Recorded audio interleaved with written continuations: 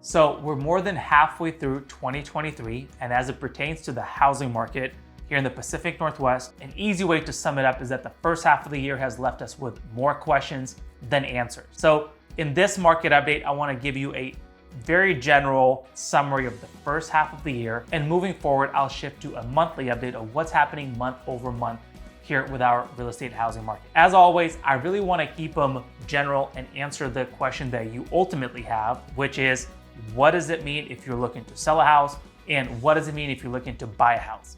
If you want stats or numbers or a specific situation about your particular area, reach out anytime. I'd love to have that conversation and share all the information that we have available to us. But let's address what's really happening with the housing market here today. There's basically three big overarching topics that affect everything. And we've been talking about these three because they've all had the biggest impact on the housing market today. The first big issue we're facing is number of sales. So if we compare the first half of 2023 to the first half of 2022, the number of closed sales on the east side is down by 55%. And if we look at the luxury market, which we define by $2 million and up, the number of closed sales is down by 67%, which means that in the first half of this year, only 1/3 of closed sales took place as compared to the first half of last year. So there's a lot less deals. And the second thing, what's affecting the number of closed sales is inventory. We have incredibly low inventory. In fact, today on the east side, we're down to less than a month worth of inventory, which means that if no new homes came on the market today, everything that's available will sell off in less than a month. The big reason for that is that many sellers are what we call are in golden handcuffs. So if you're a homeowner and you have an interest rate of 2.5% or 3.5%, you really would have to be hard pressed to sell your home, lose your current mortgage, to upgrade or downgrade or whatever into a different home, and now pay a new interest rate of 7%. It makes no sense. It's very expensive. And for that reason, the only people who are selling is they really have to sell to move for one reason or another. But most people who would be sellers today are not selling. They like the current mortgage rate that they have. And as a result, the number of new listings is down. So there's not a lot of options for buyers, which brings us to a third challenge, which is interest rates. That's been the topic for a while now. And recently they have not come down. They've been hovering anywhere from 6.5% to 7.5%, depending on your situation. At the day of filming today, the 30-year fixed is 7%. So for the buyers, it's very challenging because there's very few options for homes. The interest rates and therefore their monthly payments are very high. And as a result, if you're looking to buy, you don't have many options. So with all that said, to answer the question of how does it affect you, whether you're looking to buy or sell a house, and both sides are equally frustrating. If you're looking to sell your house, the good news is that technically it's still a seller's market. And again, a reminder is that we define a seller's market by months of inventory. Anything under 3 months is a seller's market, which means that there's less inventory available to meet the demand that's out there. So in your case, if you're looking to sell, you don't have that much competition of good homes out there, which is favorable.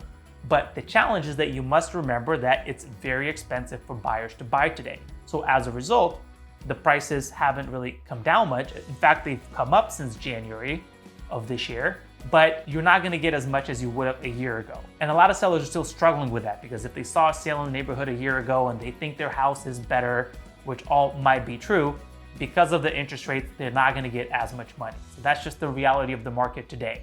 But what you could be doing is what we're seeing is that homes that just get put up and don't present well or aren't priced correctly end up sitting on the market for longer, end up getting price reductions, and ultimately selling for a lot less. But homes that are properly positioned, we talk about this every single month, I swear, but it bears repeating. If you're properly positioned, if it shows well, if it's staged, if it's clean, if it's priced correctly, all of those homes sell quickly, in many cases with multiple offers. So if you're a seller, that is what you want to focus on. You want to make sure your house is home ready, make sure you have a great agent, and make sure that you price it correctly, and you will put yourself in a position to succeed. And now if you're looking to buy a house, it's actually a very frustrating and a challenging situation because as we talked about, there's not many options for good homes. All of the good homes still are competitive and people are willing to pay a premium for it.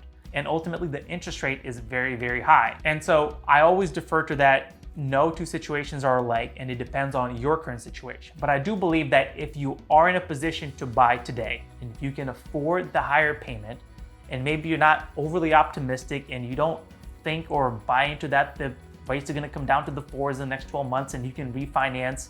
It's possible, but none of us truly know. Even if you're going to be stuck with a higher payment for the next few years and you're comfortable with that, then it is a good time to buy. And the reason I say that is because we've seen it time and time again.